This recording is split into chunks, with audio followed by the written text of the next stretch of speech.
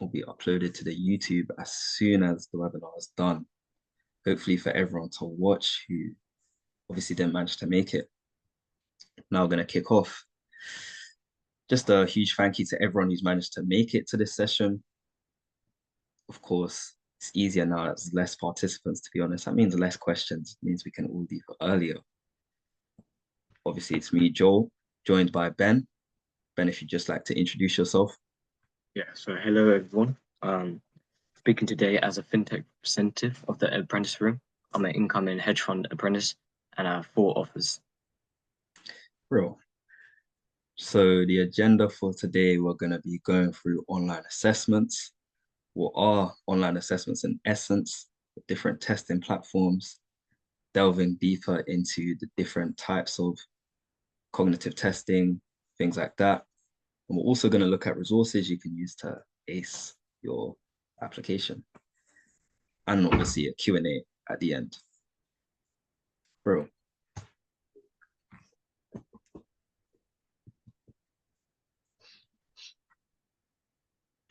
Wait for it to go to the next slide, technical difficulties for that.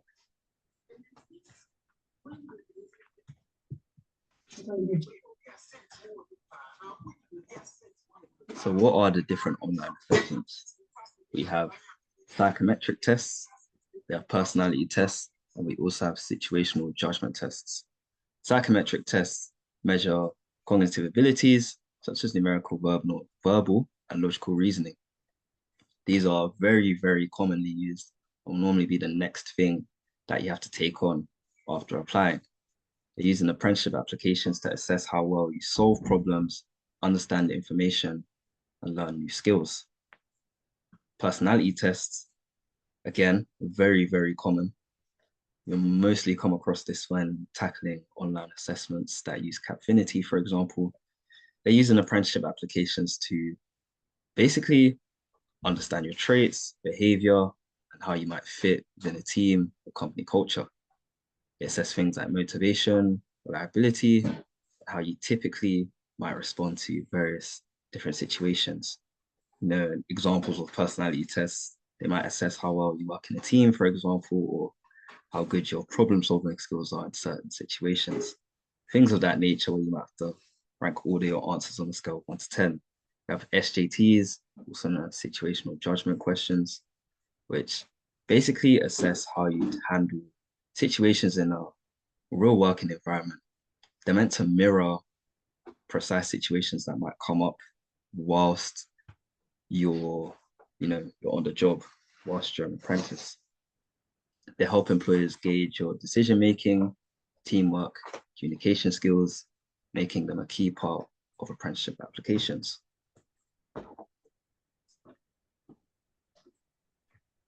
So what are the different testing platforms? We have HireVue, Aon, SHR, and Capfinity. 2 of which aren't on here are Arctic Shores, which is less common, and Amberjack, a very niche one that only a few companies use. Going through HireVue, which is the most common platform used for pre-recorded video interviews. HireVue is essentially, as it says, testing platform that's mainly used for pre-recorded video interviews. Questions will involve motivational questions such as why are you interested in the company or why are you interested in the role? And you might have competency-based questions or also known as scenario-based questions where they look to ask you any times where you might have used a certain skill. And they also assess verbal communication skills alongside your professional etiquette because, you're going to be required to be talking to a screen at times. Also, it just helps recruiters, without actually meeting you in person, understand how you conduct yourself, carry yourself as a person. Less common, but sometimes candidates may be assessed cognitively for a range of interactive games. For example, Santander use HireVue, but they don't use it for pre-recorded video interviews. They actually use it for logical and numerical reasoning games, which a lot of you will have to face yourselves coming up this application season. We then have Aon. Aon, again, very common, used to measure candidates' cognitive skills. Most commonly used assessments that come from Aon, SJTs with a range of numerical and verbal reasoning questions as well. Sometimes they might also use logical reasoning questions, but it's less common. It assesses the ability to respond to a range of scenarios under severe time pressure, as opposed to higher view SHL Capfinity and a variety of different other online assessment platforms. Aon is the one where you're under the most time pressure.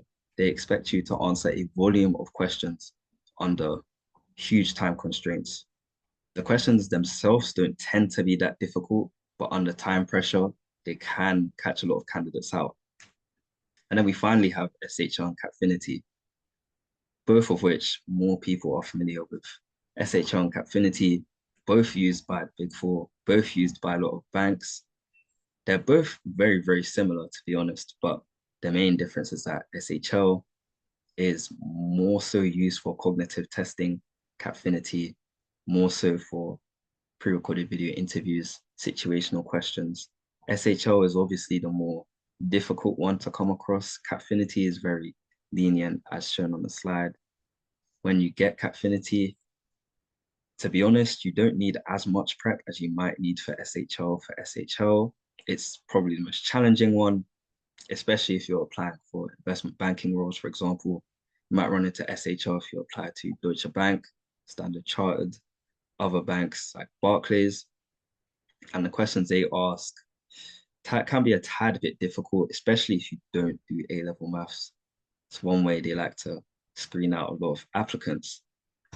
And then we'll pass over to Ben to deliver the mission. Thank you. Now I'll be going into more detail about situational judgment tests. And what situational judgment tests are. They allow employees to address how you work in a workplace environment and how you address scenarios.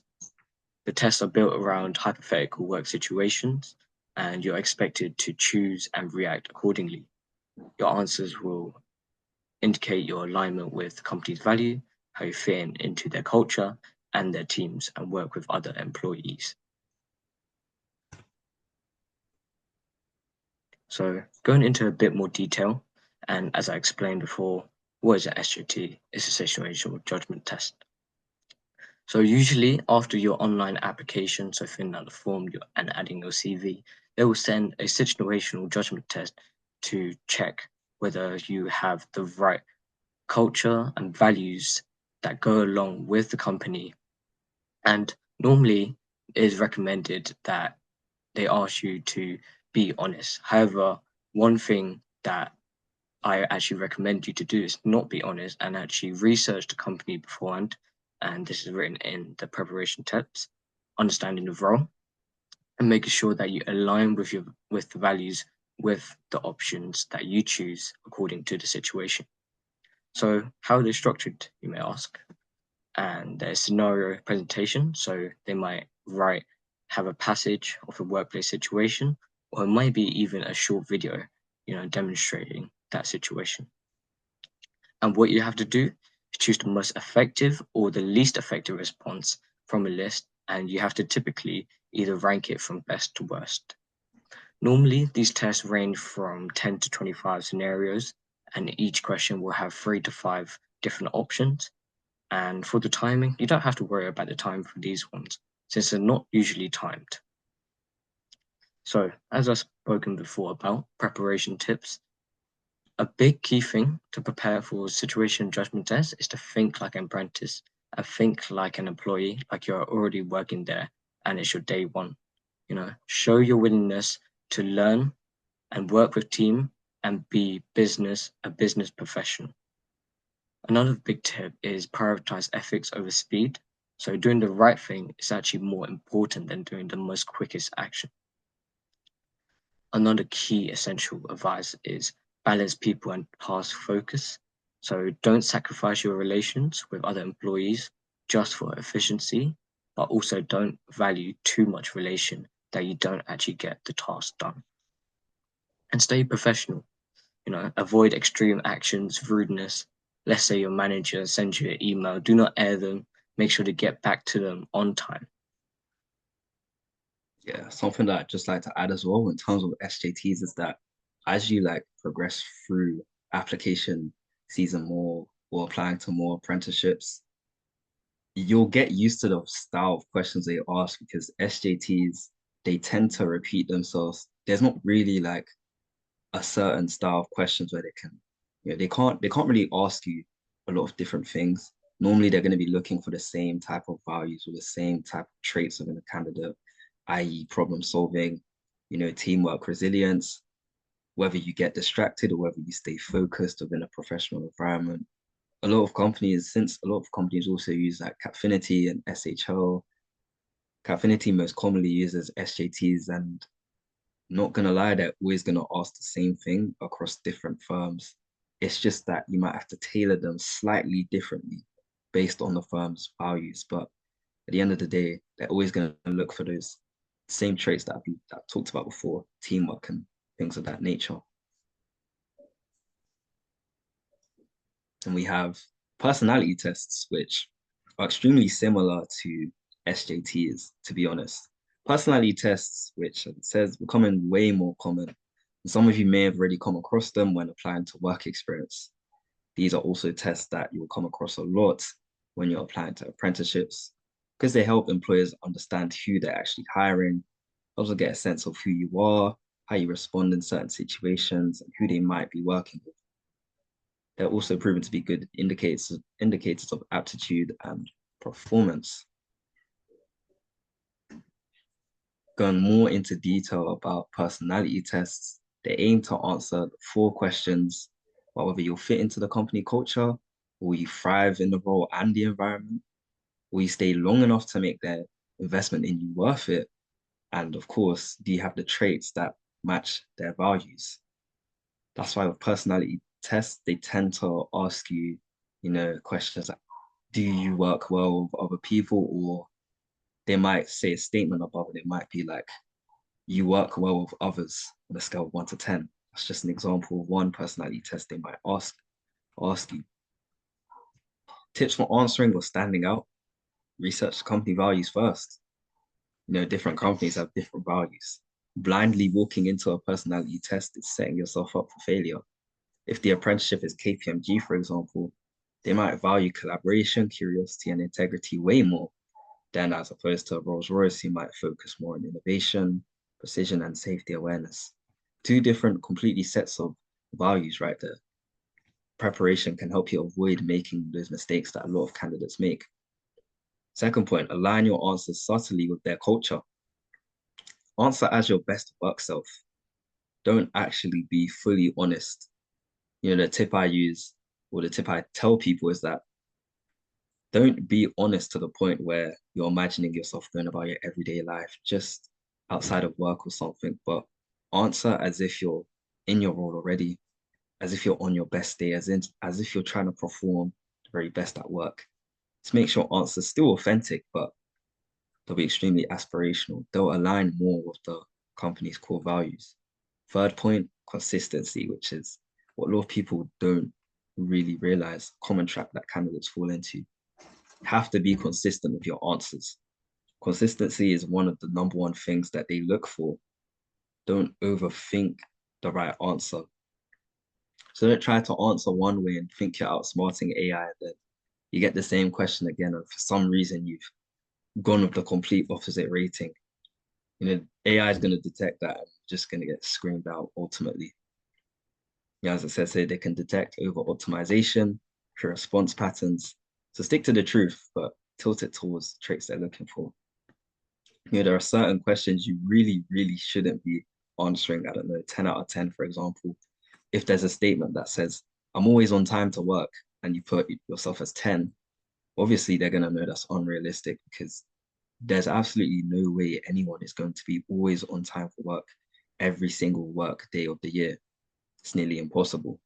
To keep it realistic, maybe put yourself towards a 7 or 8 out of 10 rather than trying to put yourself as a 10 out of 10 for statements like that. And finally, watch out for neutral answers. You don't want to be putting that you neither disagree or agree with the statement, or that you're a 5 out of 10, which is kind of in the middle for statements. It just shows that you don't really understand yourself as a candidate. You don't really know where your strengths lie. Again, it shows that lack of self-awareness. Sometimes it's okay to use them, but don't overuse them. Otherwise, it's just another excuse for employers to ultimately just screen you out because, I mean, if you're not giving them any data to go off of, then you technically don't align with their values anyway. You don't align with their ideal candidate that they're looking for. Now, I'll be going more into depth about the different type of psychometric tests they might ask you. And basically, what a psychometric test is, it measures your cognitive ability, personality, or work behavior, and it indicates the potential of you as a job candidate to excel in that specific role.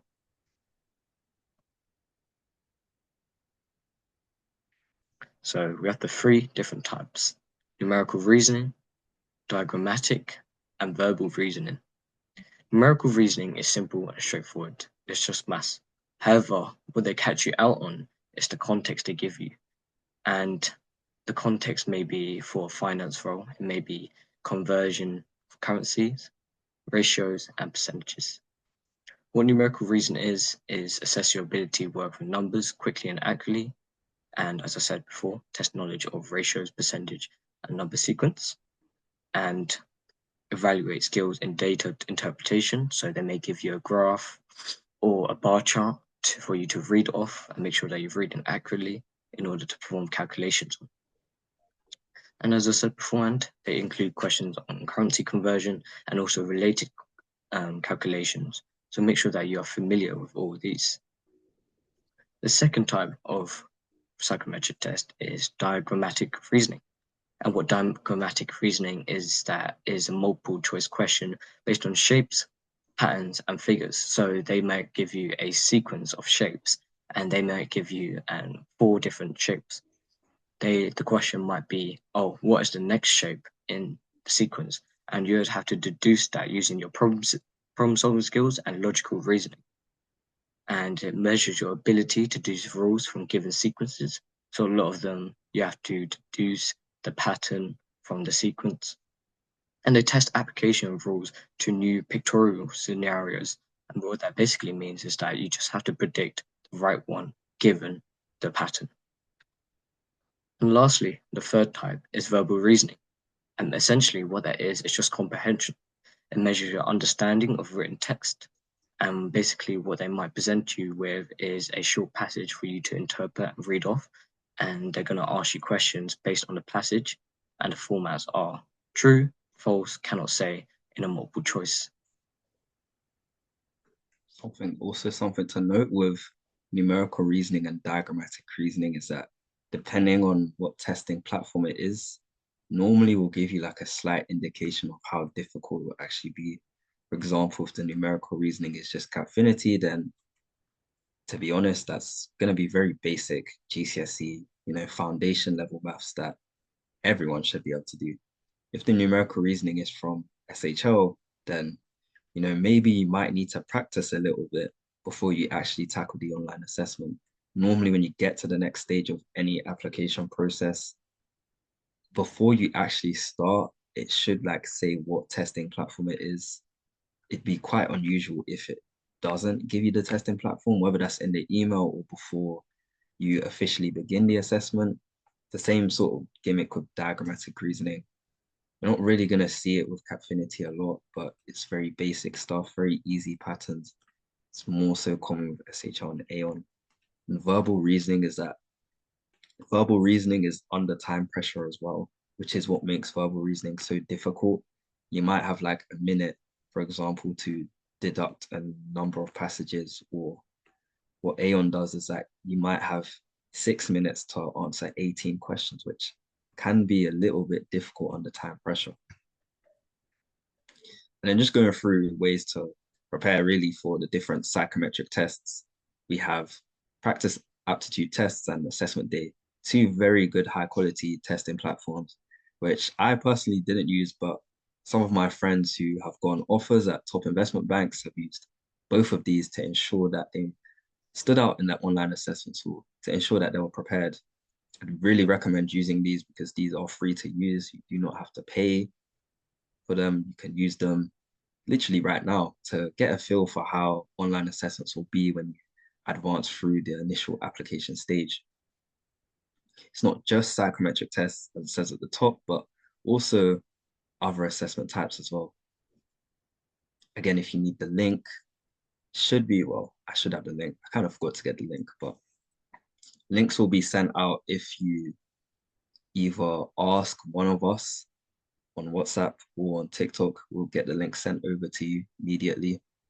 One platform that isn't on here that I myself used a lot more, or something that I haven't noted, is Job Test Prep.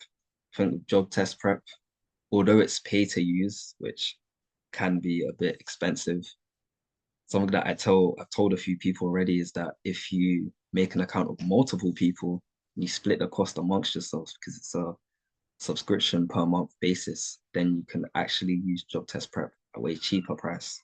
It has the real physical test that you use in apprenticeships or that you get asked. And it also has the right or wrong answer. So for situational judgment tests, where it might not tell you whether you're right or wrong, it'll just tell you whether you hit the benchmark or not. Job Test Prep will actually tell you whether you answered right or whether you are wrong, given that scenario. Will tell you whether you failed. It will tell you your score. It will give you an accurate indication of whether you'd be a strong candidate or a weak candidate after doing those assessments. And it pretty much has every single online assessment for pretty much every single firm, including any games-based online assessments as well. Definitely the one I used a lot. I shared an account with just shy of 10 people. So for myself, that was extremely useful. I used that to practice for a lot of online assessments. But also, if you don't want to use any of those three, then there's also just the official testing platforms, SHL, Aon, Capfinity. I'm not sure if HireVue has any practice questions, but those other three, they have free questions that you can use to prepare. They have videos. You know, I was just on Aon a few hours ago. It actually has free videos that you can check out that breaks down online assessments in detail, explains the type of questions that you may get asked. And I'm pretty sure it has some practice resources that you can also use when it comes to online assessments. That being said, go on, Yes, Ben. let me just add something on real quick. I would highly recommend when they send the online assessment and when you click on it, they give you an option to practice and go through each online assessment. So I would highly recommend doing a run through of each online assessment, make sure you're well prepared. And another thing is that I didn't personally use, but I thought was great resources was 11 Plus, and what they are essentially are tests that have the same type of questions as the psychometric tests. And there's verbal reasoning, numerical reasoning, and it's all free. And there's a lot of resources online. And as Joel said, definitely use the official online testing platforms, so SHL, Capfinity, Aon as well. Yeah, just even adding on to that, HireVue, although I said they don't actually like, I'm not 100% sure if they have their website up for free practice.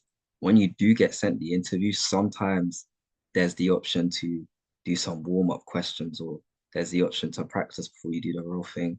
If it's your first time doing a pre-recorded interview, I'd like 100% recommend doing it. It gives you like near accurate to the real taste of the real thing.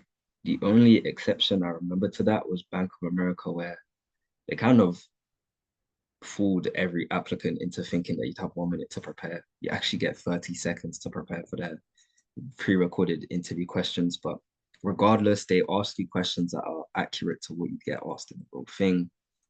And they also tell you how you should be positioned in front of the camera, which is why doing the practice one is incredibly useful. But with all being said, takes us to the end of the whole session where we've opened up the floorboard to Q&A, probably everyone's favorite part. Left adequate time for questions. I'm not sure if I'll be able to see them all here, but see any questions that will get asked. I mean, while people are typing their questions in, I'll just quickly like to say something about HireVue and acing those online pre-recorded interviews. And I'd say that most of the questions are very, very similar. So they're competency type question of, oh, tell me about a time where you worked in a team, or tell me a time where you demonstrated resilience, or tell me a time where you had to balance a lot of tasks, because they're really looking for these times where you demonstrate those experience and qualities in you and that you can effectively manage your time well, because what apprenticeship is that you got to balance your work and also learning at the same time. For me, in my experience, I did a lot of pre-recorded, just recording on my phone and just setting a timer for 3 minutes and just speaking as fluently, as clearly as I can. So when it came to the real thing, it just felt like I was just doing another practice. Yeah, exactly. He's definitely right with that. I think we will cover that more in detail with the interview part of the whole apprenticeship series. But yeah, with Highview, it's you'll get used to it as you go, as you go with the online assessments. You'll learn the different things in terms of how to excel. One of my very niche tips, well, not really niche, but just a bit of etiquette is instead of looking at your screen, look at the little ring camera at the top of your laptop, or if you have like a custom camera, look at that instead of the screen. Because otherwise, to recruiters, that it's just gonna look like you're not actually staring at the camera when you are, but you got to stare at the little ring camera. It's a bit awkward, but you get used to it. Anyway, Well, there are a few questions. there's a question from Sulman. Sorry if I butchered that. Can I apply for level 4 to level 7 apprenticeships? Increases my chance of getting one. Yep, for sure. Yeah. Can you apply to, I would say, don't be selective when it comes to applying to different levels. I mean, unless you really have like a strict preference on what you're trying to get or where you're trying to work in terms of company and stuff, it's better to apply to level 4s to level 7s, generally in the sector or role that you want. I did the same thing last year, seeing as I applied to like 50 companies. It's better to apply to more than less, well, until you burn out.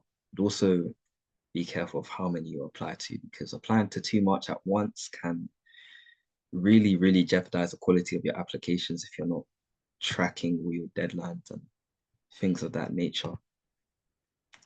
And okay, second question there. How come Right. the dropout rate's 50% in DAs? Don't know if it's across the whole industry, but generally it's because there's probably a few reasons. One, people just wanted to do an apprenticeship for the money and avoiding uni debt, didn't actually have their own personal reason, and then realized how difficult it is. Two, some people just don't like the role that they're doing, i.e., if it's, well, it's most commonly with professional services. I remember seeing a LinkedIn post recently where someone dropped out of KPMG and went to uni, things like that. UCL. Yeah, UCL. People might not like their role. They might just prefer uni. They might just think, you know what, I can go uni for a few years. And then thirdly, it's like they can't actually handle the being in a work environment from the age of 18, the office politics, how exhausting it is, things of that nature. I think what people forget a lot as an apprentice, you're still going to be going to university if you do a level 6 or 7. Even if you don't do a level 6 or 7, you'll be doing some form of studying. And I think it's that aspect of losing a lot of your social life for having to sacrifice days to study off the job where a lot of people end up dropping out. People don't actually know what they're getting themselves into, which is why, like, I always say, do your research before you apply. Don't just be applying because you want to avoid the uni debt, because even then, are you even going to secure an offer if that's your only motivation for even doing an apprenticeship? Hope that answers that question. Next question by Adam. What do you say is the hardest part of the application process between initial applications, psychometric tests, and final interviews? Personally, and I think personally for me, it's a good question because for me, at the start I would always say online assessments just because I wasn't used to them. But towards the end, I feel like assessment centers is always gonna be the hardest part for me, just because it depends on who you're working with. I think if you're working with the worst type of candidates in an assessment center, it can be a huge headache because it doesn't just jeopardize themselves as a candidate, it jeopardizes everyone. If you're working with like a bad teammate, for example, someone who might, try to throw you on the bus by saying that you haven't spoken enough, or someone who just wants to play devil's advocate and disagree with everything you're saying. ACs are definitely difficult because if you have the group task in the morning, you might be drained for the interview as well. Normally, there's a group task and an interview. Sometimes there might be other sections here and there, like a Q&A of apprentices. They say it's non-assessed, but really and truly, HR is always watching your every move. But yeah, with ACs, especially if you're first time, you're gonna be so nervous. When I had my first AC with PwC, I'm pretty sure my legs were shaking for like a few hours. I'm not gonna lie. Like, try to move confident, but first AC, you're never not going to be nervous. Like it's uncontrollable. I obviously got rejected from PwC, not because of myself, but because of my team. Which again is the whole difficulty of ACs. You have to be perfect, but so does your team as well. Yeah, something to add on to the hardest part, I'd say at the start, initially, it's gonna be those online assessment and high view because it really is strange. I remember my first high view for it was for EY and I did it in school. And they sent me the rejection email only a couple of hours later. And it was just a big shock because I was so nervous and I'm not really fluent in speaking in front of the camera, but as long as you get your practice in and as long as you do that work beforehand, you will be able to, speak fluently in front of the camera. And another thing I would say that for most people, people will struggle with the AC. And that's because it's one of the hardest to practice. Like, unless there's, organization organizing practice ACs. You can't really practice this by yourself. You really have to get other people or other friends that are also applying to apprenticeships. And even still, it's also hard to assess. Yeah, definitely. I think with the higher view thing, even I remember my first higher view, which was with Bank of America, definitely one of the still the worst one I've done out of all of them. It gave me 30 seconds to prepare for 5 questions, which obviously I wasn't used to it, so absolutely cooked me. But that's the thing. You'll never be used to it until you do multiple. That's why I applied to some companies as purely practice so that I could, understand where I'm going wrong, even listening to the feedback, which at times can be extremely useful. And again, with assessment centers, there's no real way to prepare for them or the group task at least.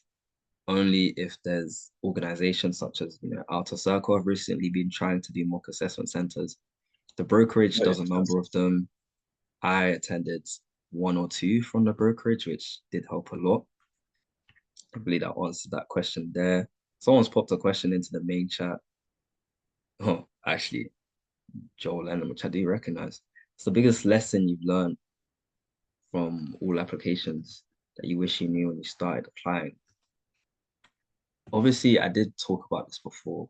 I posted it on socials, but I think burnout is probably the biggest thing that I've taken away. It's like if you're too eager and too excited, then burnout is literally almost unavoidable, especially when you get a series of rejections at once. I remember in October, I think I got almost 10 rejections in just that month alone, which was like almost more than people ever applied to. And eventually it's gonna like affect you mentally.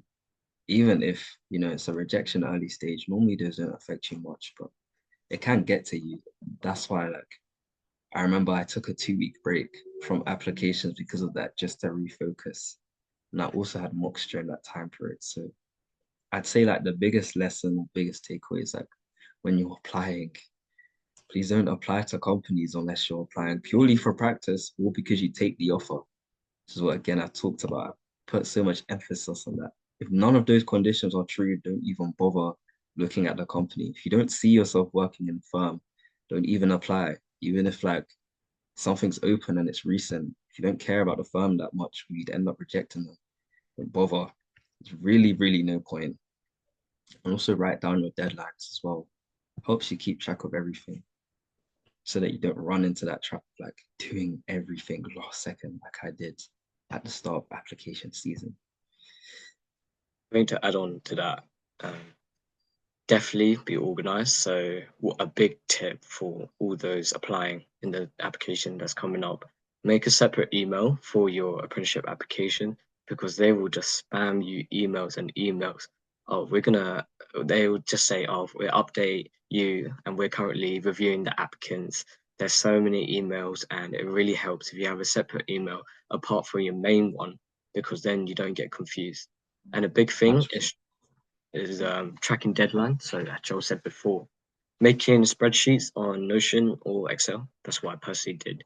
Make sure, you write down what stage you're at, what the deadlines for those online assessment, because application season is hectic. You will be doing like 5 different applications for 5 different firms at 5 different stages, and it really is like so your mind is just overworking trying to figure out what's what. And for me personally, the biggest lesson is definitely belief. Like a lot of people, when they start applying to apprenticeships, they don't have that belief in themselves that they will get that offer. And I think that really puts you down in, susceptible to burnout, as Joel said.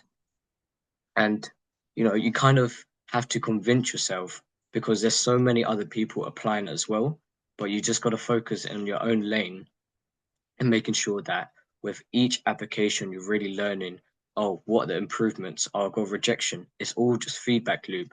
And you really have to take on every single lesson from each failure and just keep on improving. Because I know people that literally, one of my close classmates literally just got an offer in June. So whilst a lot of people were saying, oh, I'm going to take a gap year already in like March, there's still apprenticeships that's come out.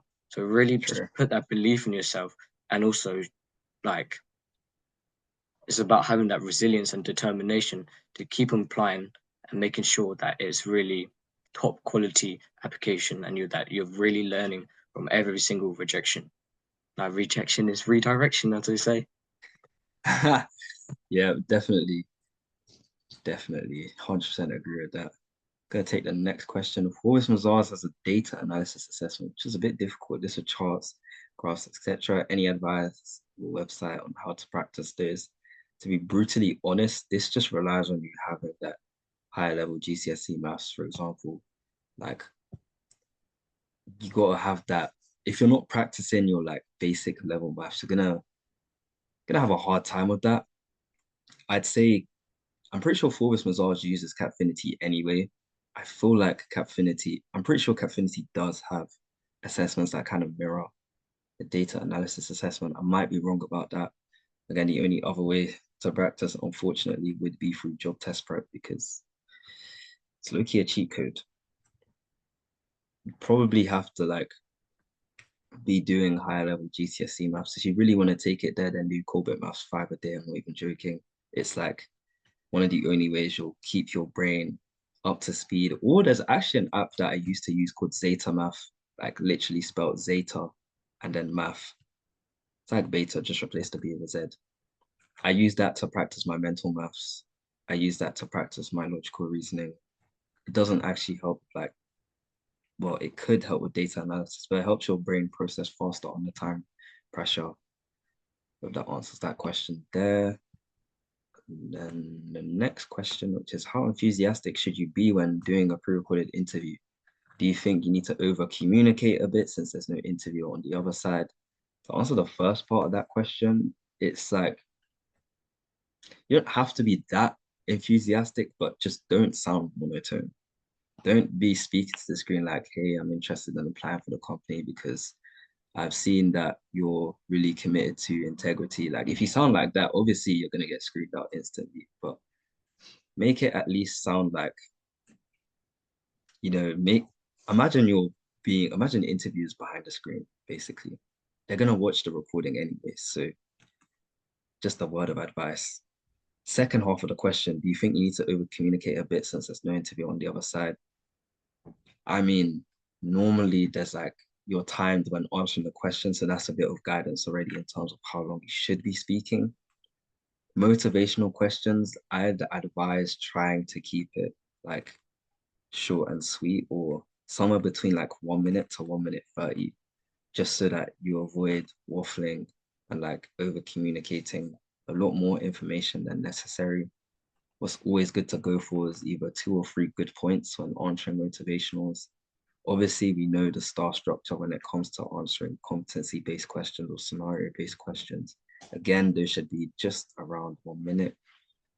I would advise against trying to over communicate actively because you might find that you run out of time. And if you run out of time, it's like one of the worst, I promise you. If you run out of time whilst answering a higher view question, it's one of the worst things you could do They as cut well. you off right there. They cut you off, and sometimes you just get auto rejected. I remember it happened for one of the companies I have or the company that I have an offer with. It happened to me on the last question. I was so scared that I was going to get rejected. Luckily, I didn't because a human watched it. But if it's AI screening you, for example, which is more common, then because of that, you might actually get screened out automatically. Yeah. Some of the add-ons real quick. With the enthusiasm, I would just highly recommend doing the simple body language of, sitting up straight, smile, and look into the camera and not actually on the screen. Because let's say it's a human watching, they're going to see you looking at the screen if you're just staring at the screen, but make sure to look at the camera because it really just makes that different. And it's like eye contact, like you would in a real interview. And for the over communication, I would say, as Joel said, to keep it short and sweet, make sure to communicate effectively and speak coherently. So don't really rush your words because let's say they are timed. And once you get to that, that last 10 seconds and all of a sudden you start rushing, that AI is going to auto reject you. Yep, exactly. Move on to the next question. How much in total did the job test prep? I don't actually remember, but it's a monthly thing. It won't, on your own, it'll be a pretty substantial cost, I'm not gonna lie. But split it across like 5 to 10 people, it will be more manageable. Though I'm not sure if you guys are willing to team up with each other. Again, it's always useful to find a group of people who don't mind actually ungatekeeping everything and like to work together to secure the offer. You really, really won't regret using job test prep. Probably the best thing. I don't even know how I survived without it, to be honest. Just seeing a question pop into the main chat tips for online assessment center. Those are gonna be a little bit harder. I mean, my first AC was online. Of course, the cliche tips: dress well, just be on time, test your Wi-Fi and stuff. Because if you lag out, chances are you won't be able to join back. I'm not gonna lie. When it comes to online assessment centers, during the group task, it's a bit more difficult to know when someone's trying to speak because there's no visual cues obviously in front of you. What I advise is that if you're on Zoom or you might actually not be on Zoom. Some of the companies have their own little platform, but try to establish a thing with your team where you're using the raise hand function when you want to speak. It like prevents you from being interrupted. It makes the whole thing more organized. It's what I did in my PwC AC, getting people to use the raise your hand function when they want to speak so that it's not like all over the place. It's not chaotic type thing. Hopefully that answers that question. I have a question To from, add on oh, for the online assessment centers is definitely read the extract because a lot of people are way too eager and they go over a very key piece of information and that extract do everything off the extract the data the information and that's what I did my grant Fulton. I think my first ever AC was online and make sure not to just keep on speaking and rambling and be bossy.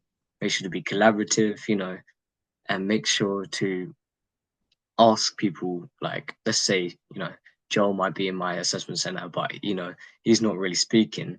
Make sure to ask him, oh hey, what do you think, Joel? Make sure to include everyone. And I'd say generally for online assessment centers, as long as you're workable, like you're not being too bossy and you're personable, you're also friendly, I'd say you will be you'll be able to clear those assessment centers. And as Joel said, make sure to be on time. I would recommend joining 10 to 5 minutes earlier in case of any technical difficulties. yep, exactly. And just also another thing to note with online assessments, since your camera is going to be on in your face, you can actually like have your notebook with you when you need to write down information. For example, they give you time to read and you've run out of time and you haven't managed to read everything. You can actually go back and just read again. I mean, they're not gonna see that you're reading the resources over the time limit and write down information in your notebook. For those who were fast tracked to EY. Everyone knows that coming up to the EY assessment center, you're actually given the resources 2 days ahead of time. What I did for EY was that I wrote down every initiative in my notebook, pros and cons.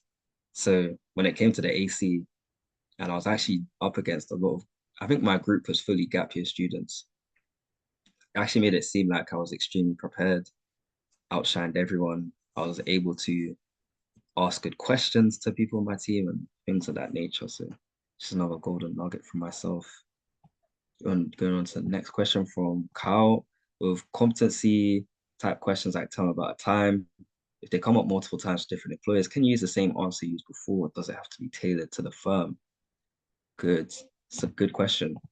With competency-based questions, if they ask the same thing and it's a different company, yeah, normally you can get away with using like the same scenario if it's like, I don't know, tell me about a time when you learned a new skill, or tell me about a time where you received constructive criticism and how you approached it. Yeah, 9 times out of 10, you can use the exact same scenario. Only thing is, obviously, with the STAR method, there's like some people put an extra R in the end of STAR because of result/reflection, where you reflect on the scenario you used, i.e., if you got into that situation again, what would you do differently, or a reason why you picked that specific scenario. That's when you might have to tailor your answer slightly differently to, the firm in question. For me, I always like when I do my STAR method, I always say, oh, like the reason why I picked this specific scenario is because it shows XYZ, or it shows that I've demonstrated XYZ, just to signpost that you're really answering that question. It's a good question, though. Very good question. I think to add on the questions, the competency questions, they're very, very similar. Like they might ask you two different questions, but they might be even asking you about the same quality. So one question may be, oh, tell me a time where you just worked in a team. Whereas another question, I can't really think of an example in my head, but the wording will be slightly different. But you have to recognize that they're still testing the same quality for different companies. But essentially, competency questions, as long as you nail and have prepared your STAR method, situational, situation, task, action, result, and as Joe said, the extra R for reflection or result. You can use it for literally every single competency question, even in pre-recorded ones or even in IRL interviews. Exactly. And we have a question from someone saying, how often should I practice online assessments? How do I know I'm getting better? Again, it's a good question. How often should you practice? I'd say if you really want to, maybe like every other day, maybe every few days. If you know you're going to apply to companies frequently, every other day. If you have a lot coming up, then, a day before or a few hours before, depending on when you like to do your online assessments, just so that, you're not rusty when it comes to your cognitive skills. How do you know you're getting better? When you do online assessments, normally you get given instant feedback that's AI generated. It might show how strong you are in certain strengths. For example, if you do a personality test, it might send you results. Capfinity might say, we've identified that you're a strong team player and that you're a good leader. And then it might give you some of your improvement points as well. Really pay attention to the criticism, take it on and incorporate it into your next online assessment. Others might give you like a rating, SHO like to give you a scale of whether you're strong in numerical reasoning or weak. Obviously that's a huge indicator that, whether you're getting better, whether you're getting worse, or where you need to practice more. Good question though. And we have the next question, which is, can I apply to multiple apprenticeships, DAs at the same time, i.e. Morgan's DA and JP Morgan's level 4? Yes, I think I know what you're talking about. There's JP Morgan's degree apprenticeship and there's also their investment 2020 program. You can apply to them both. I'm pretty sure I did the same thing. Obviously, I applied too late, so I never heard back. But if you get rejected from JP Morgan's normal financial services apprenticeship, for example, you wanted to apply to their investment 2020 program, you could probably end up doing it.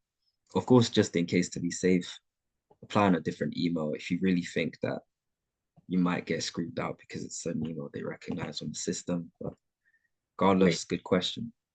Yeah, to add on to that, For Amazon, I know that you can apply to multiple different roles at different locations.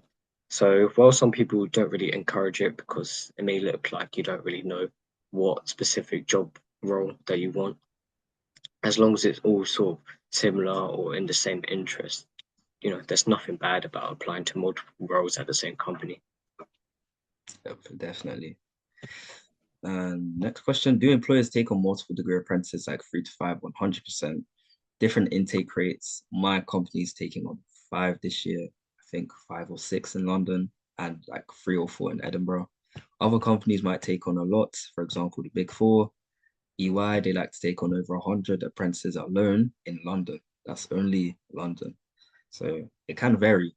Normally, if it's a higher level, apart from the Big Four, they might have lower intake rates just because of the amount of money, the investment that's needed to fund, master's level qualifications or getting a level 4 industry qualification to level 6 alongside a degree. Really varies from company to company. They won't actually tell you, Whereas, but yeah, as Joel said, it varies by year as well. Each year there's different intake rates. So for my company, I know they started out with 2, and then next year they hired 2, and by this year they're hiring 6. So the it's different each year and depends on the business needs, and also differs by each industry because I know that law take a lot less than finance and tech. yep, definitely. Next question, if I do a level 4, is it easier to do a level 6, 7 with the same company after due to the company already knowing my work ethic? If you desire to do so, well, actually it's advised that if there's feasible progression, for example, if like, I don't know, for UBS, for example, their degree apprenticeship in asset management, do a level 4 and you can progress on to level 6. It's advised that you stay within the firm just because you're used to the culture. They'll definitely take you on assuming you perform well at the role. And also, it's just 10 times easier because of job security. If you've passed those assessments and things of that nature, especially if you're doing a level 4 only, you have to note that you also don't have a degree. So like bouncing from a level 4 to another firm might be more difficult just because even though realistically degrees don't actually matter like that, having a degree is still somewhat valuable in the world of finance, specifically in the world of law as well. Basically every other industry. But yeah, good question. I know that for level 4, Deutsche Bank actually only offer level 4 with their tech, but after you finish that level 4, they actually encourage you. There's 2 possible paths that you can either go on to a level 6 or you can become an employee. So yeah. Yeah, exactly. Next question here from Zach. I'm currently making a DA tracker, but don't know where to find which ones open first. As Naomi's already said, some will be on the company website, early careers page. Some might also be on LinkedIn. You can check hiring managers or early careers recruiters, which a lot of people don't do. Some may also pop up on LinkedIn jobs when they're open. Be sure to actually check there, but make sure your skills match the apprenticeship so that you actually get the right company showing up. But also say that when it comes to, if we're talking finance specifically, I covered this in my last session with Sofian, but the Bristol tracker is highly recommended if you're looking to track applications. The Apprentice tracker is also highly recommended. I will drop a link to that if anyone emails the Apprentice room or just messages me on WhatsApp, TikTok, LinkedIn, any other appropriate socials. But if you really want to know which ones will open first, it's probably the Big Four. I mean, specifically EY, that's definitely going to open first. Someone's asked, what are assessment centers? I've broken them down briefly, but essentially it's a day where a bunch of shortlisted candidates come together. Maybe it could be virtual, but most of the time will be in person. You show up to the firm and you normally run through a very structured, organized day. Typically will involve a group task in which you'll be with maybe half of your cohort who's with you, or if you have a very small cohort, your whole cohort where you participate in. Typically, it'll be like you'll be given a business problem or you'll be given a hypothetical business that is pretty much similar to the firm. It's almost the same thing. You'll have to analyze the company, look at it will be normally look for problems or look for mistakes, and then suggest solutions. Others might involve budgeting your money and spreading it across different ways to improve the company. That will be the same thing. With a group task, typically it will be 40 minutes to 1 hour long. You might get like 5 to 10 minutes to read through the resource or information given to you, maybe about 10 to 20 minutes to discuss, and then there'll be a board of assessors. Normally, it'll be extremely senior people, directors, VPs. You'll present back to them for 5 to 10 minutes, and then they'll ask you questions based on what you've proposed to them. The questions they ask are designed to catch out candidates. They'll purposely try to disagree with what you're saying just to see if you'll stand your ground or not.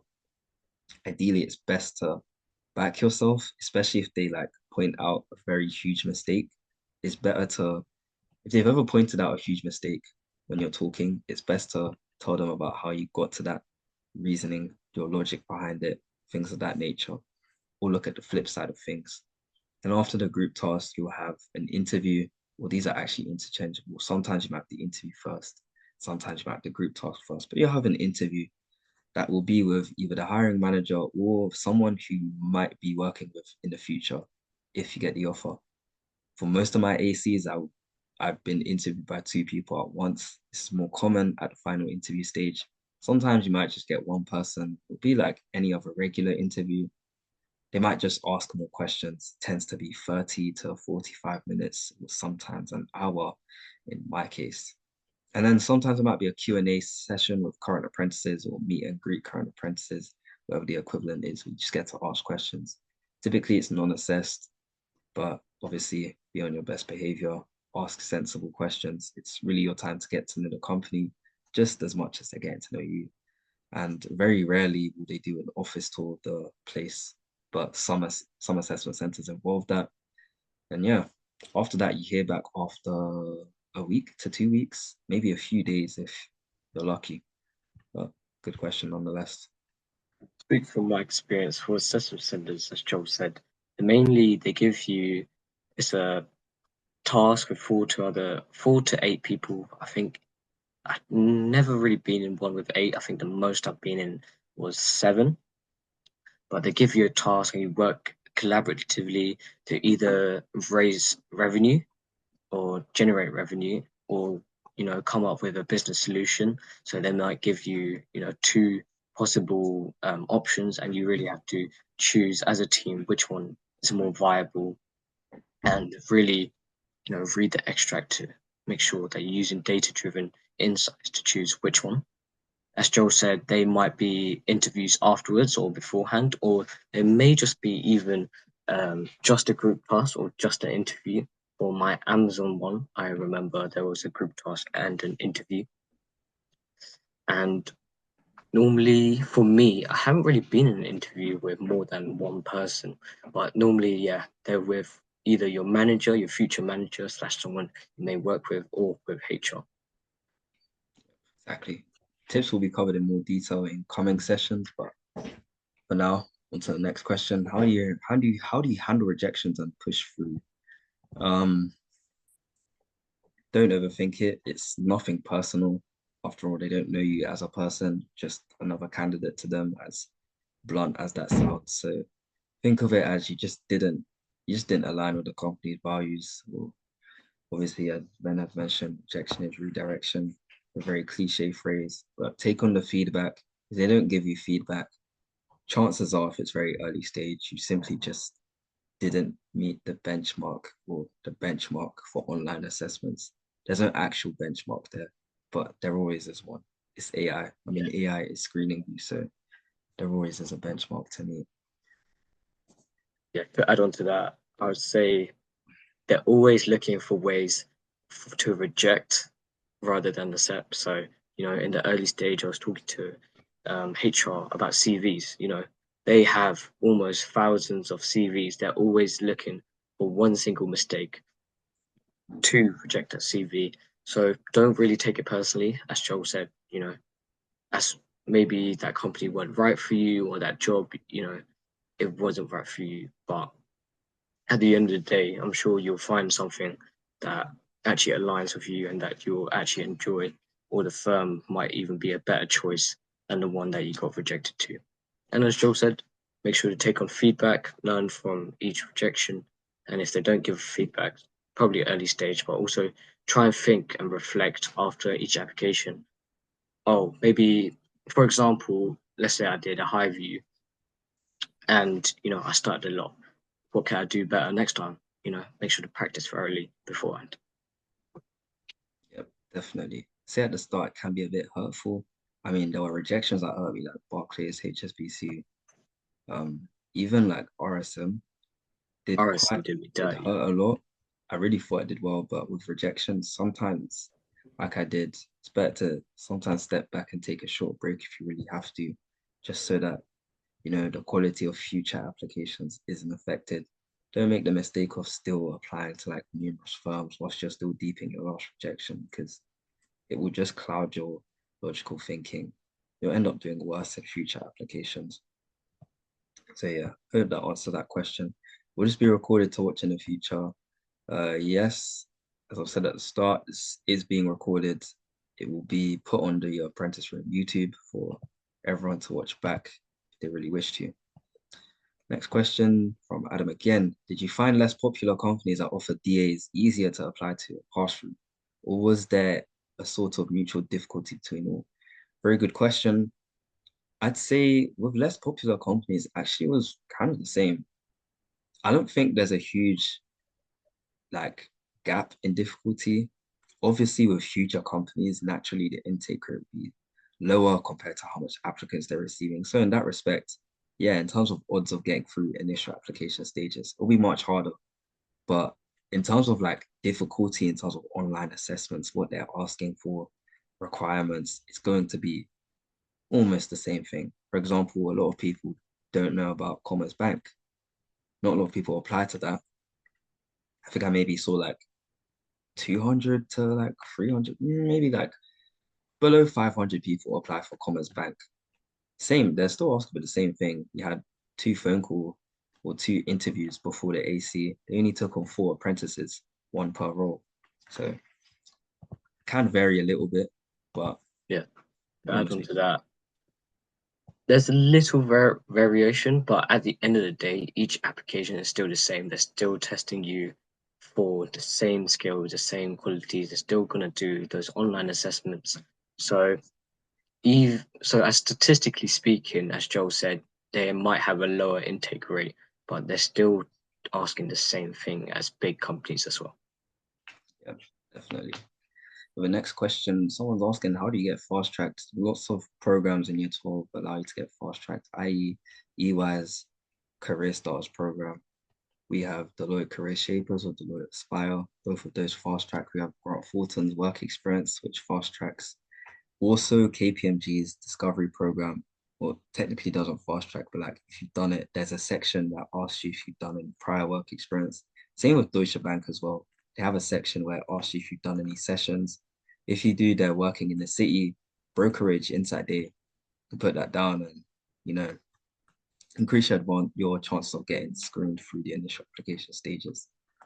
Other than that, the only like other way, which is rare to get fast tracked, is if someone in the company, i.e. nepotism through family members, or if you're very good friends with the hiring manager for some reason, they recognize you and they just allow you to skip some of the process. So I mean, very rare now, but yeah, another possibility is through mentoring. Not me personally, but I think my mentor did say that she's at EY. She did say that she did put a reference on my application, even though it was denied. So it was a bit after, which was unfortunate. But she can, put recommendations for, so it might actually work out well in your favor and actually fast track you. yeah, 100%. Another question from Carl asking about how do I know if for accounting degree apprenticeships I'm studying can study the ACA? Yep, as Adam has rightfully said, normally qualifications will be listed on the website, especially if it's for accountancy. They'll definitely say you have the opportunity to study to the ACA or the CIMA or the ACCA, for example.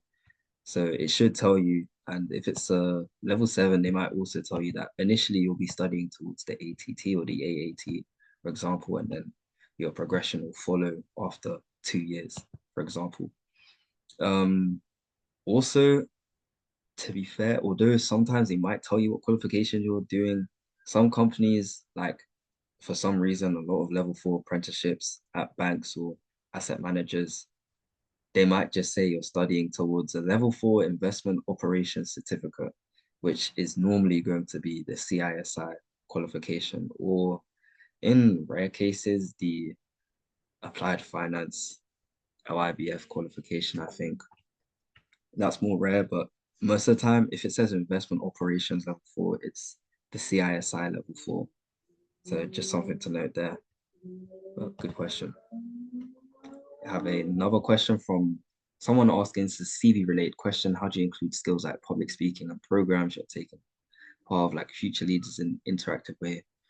I would, for myself, I'd put future leaders as an extracurricular, you know, maybe talking about, it's like the best way to include a skill is to start with an action verb like developed or helped out or just things along that nature. So if you wanted to talk about public speaking, say develop public speaking through hosting a workshop. This is just hypothetical. Like develop public speaking through hosting a workshop in front of 20 odd year 12 students. Just things like that to show, to signpost to the recruiter that you're developing a skill, or just any sort of like hard skill that you worked on. Obviously, future leaders is very soft skill focused, aside from insight weeks or insight days. But very good question. Of course, you can always message one of us if you'd want your CV to be reviewed and help with bullet points, things of that nature. You have another question, or Ben, do you have something to add? No, I was just going to say both these questions ask, how do I get a mentor and what was the process? So I'm just going to answer both of them since they're very, very similar. And how do I get a mentor was through a program called Doceo, and they paired me up with a mentor. And me and my mentor really got along well.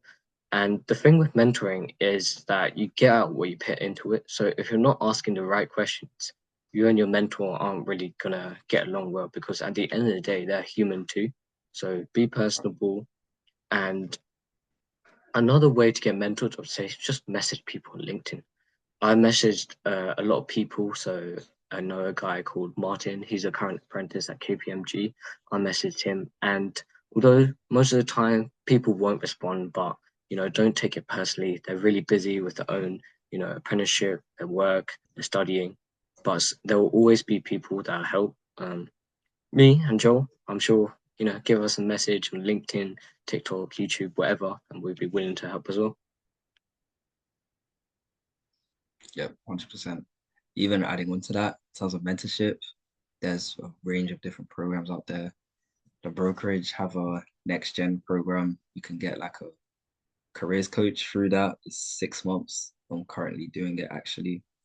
There's Bridging Barriers, which a lot of people don't know about. Bridging Barriers is good as well for getting a range of different industry professionals you can look towards or reach out to. There's also, well, I think it'd be a bit late, but even Zero Gravity, which I actually signed up to this time last year, obviously get matched to one of my mentors, actually. Well, ex-mentor, since I haven't spoken to him in a very, very long time. Don't know if he's upset at me for taking my current offer, but Zero Gravity is extremely good, especially if you're interested in more so the university side of things as well. Some mentors are a bit of both worlds. My mentor, or my ex-mentor, goes to Warwick right now. He did help me with applying to work experience alongside applying to university as well. We actually did my personal statement in just a day. So mentorship can help a lot. I think I also reached out to someone on TikTok actually. I just reached out and I said, it's best to establish a form of commonality when cold reaching out to any person you want to get mentorship with. When I reached out to someone a few months ago, I established the fact that we're both going into asset management, and then I got her LinkedIn from there, and she's been my mentor ever since. Though currently she works at Goldman Sachs, so her reply times are a little bit, it's a little bit busy. Sometimes it's best to respect the time of mentors. Some mentors might not be able to respond fast. I myself, when I start, for example, will not be able to reply as fast as, well, I don't even respond fast, but I won't be able to respond as fast as this. So mentorship is either through programs or just through reaching out. Don't be afraid to reach out. You'd be surprised at how much people are willing to help. Yeah, another program is migrant leaders. Migrant leaders, they also assign you mentors. Yeah. We've got a question that says, did you say Dossier was a website or group? Their organization, they do have a website and they also have a LinkedIn. So check them out. Looking at the main chat, how many roughly should you apply to? And what's the different ratio that should be? Very specific question. What's the different ratio of applying to big to small companies? Wouldn't look at it like, to be fair, I see what you're trying to ask, but when it comes to applying to companies, I wouldn't look at them by scale in terms of size, but rather the value in terms of career prospects. If, say, you're not going to apply to a firm because it's small, chances are, if you really think about it, small companies offer better enrichment opportunities in terms of getting hands-on responsibility as opposed to working in a big firm where you might not get tailored mentorship or tailored training and development because you're just one size of one big jigsaw puzzle. Shouldn't really be selective in that nature. In terms of your first part of the question, how many roughly should you apply for? It's up to how much you can handle, to be fair. I applied to 57 because I knew that I could handle 57. I wouldn't recommend for everyone, or I wouldn't recommend for anyone at all. It's just because I knew my own limits during application season. Even after burning out, came back with a strategy which allowed me to do a high amount of application while still maintaining high quality. It's just personal to me. If you want a general range, I'd recommend going between like 25 to 35 if you really want to maximize your chance of getting an offer based on volume of applications. But some people are going for much less than that. But honest, pretty decent question. Yeah, I think to add on to that is that it really depends on how much quality you're putting into each one. And as Joe said, how much like workload can you take? Because applications are very, stressful, and making sure that you have each application tailored and to the best quality that you can put on is going to give you the best chances. So I know people that literally just apply to one apprenticeship and they get that because they put in that effort, they practice each application stage, and they manage to get that offer. Yeah, exactly. And I think sometimes you'll find yourself applying to companies because you want to practice. I applied to Goldman Sachs because it was the hugest source of practice that I had. Spent hours tailoring my CV and cover letter, even though I knew I was going to get rejected because I didn't do A-level maths for their thick inequities role. But it's good to practice as if it was like the real thing. You get a real feel for the application process, and in the future, you'll be 10 times faster when applying to companies because you know you'll understand what you really, really need to do when it comes to applying. Be used to it already. Yeah, good question. I think there's no other questions. That should pretty much be it. Don't think there's any more questions. Yeah, just checking again just to make sure. One from Joe. He Questions. asked, what was your backup universities and courses? What was your backup universities and courses? So for context, those who don't know, I have an offer from Warwick currently. Hopefully results day, I get minimum A's and I get in. It's an offer for global sustainable development, which is economics in a sustainability font. In terms of backup universities, all Russell groups, I have, off the top of my head, Uni of Nottingham, Industrial Econ, that's AAA or ABB Contextual. I think I have an offer from Uni of Manchester. That's International Business Finance and Economics. That's AAB or ABB, forgot exactly. And then also, I think since I applied to Uni of Nottingham Flying Start as well, I would have had that, but obviously got rejected. That takes up a UCAS choice. So if you desire to apply to PwC's Flying Start programs, it actually comes down as under UCAS. They're still their school leaver programs, but with that, just to be very mindful that it takes up a whole slot. And then I had Leeds for, it was business management. That was more of a filler choice, but all Russell groups, all offers secured minus the flying start. They just gave me an offer for a different course instead. Obviously, I didn't take it, but I'd advise applying to university as well. I wouldn't recommend just going for one or the other, unless you're like 100% sure that if you go for one or the other, you can get an offer for university, for example, or get an offer for a degree apprenticeship. Yeah. So for me personally, I applied for computer science. I applied Imperial, Warwick, King's, Birmingham, and Bristol. I got offer from Warwick, Birmingham, Bristol.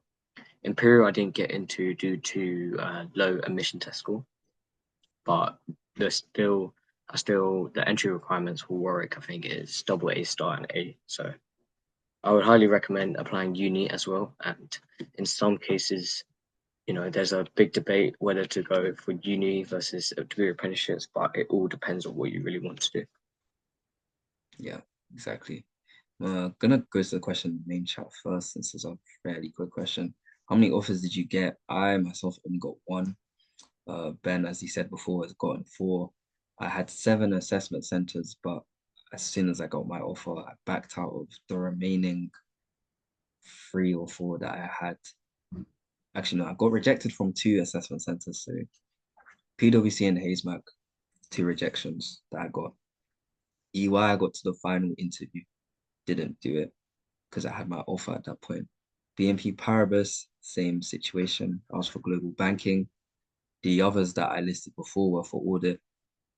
We have Rothschild, which I got to the assessment center for wealth management. Of course, I backed out of that as well since I had my offer by then. I was unavailable anyway. And Commerce Bank, which was for lending in debt capital markets, which I was unavailable for since I was on holiday. So number of assessment centers, but one offer.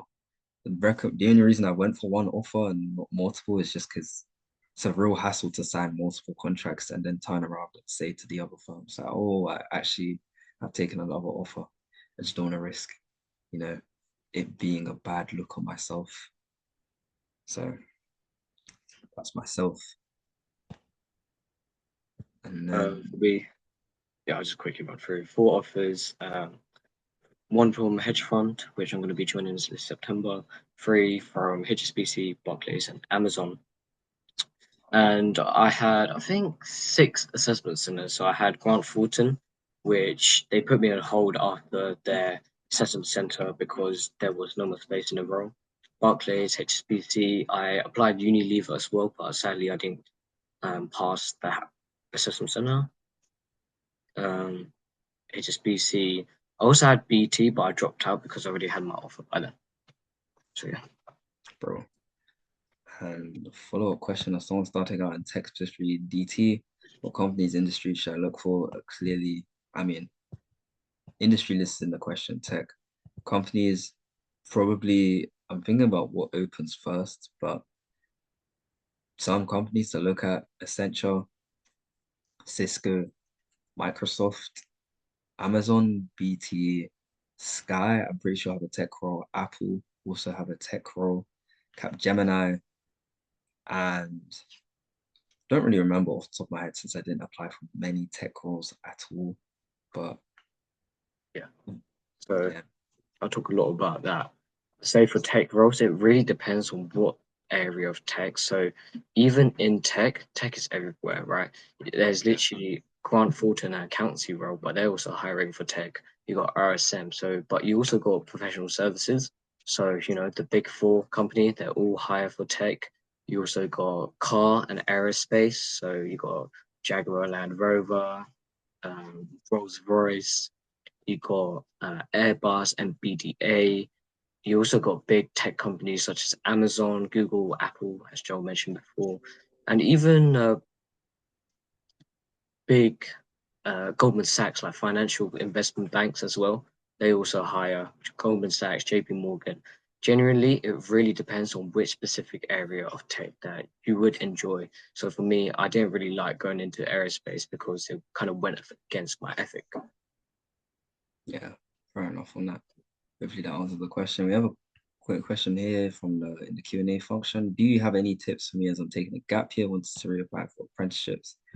I would say with a gap year, obviously that's the time to refocus, do a lot of research.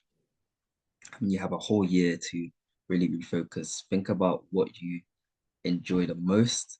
I would fully recommend as a gap year that you not only take your time to do research, but you take your time to get work experience, whether that's taking on full-time work, working in preferably retail, just to increase your career prospects, or gaining paid work experience. As a gap year, you have a lot of paid work experience opportunities that you might not have if you're a sixth form student, just because with sixth form, you're constrained to the 9 to 3 or 4 that you might be doing in school.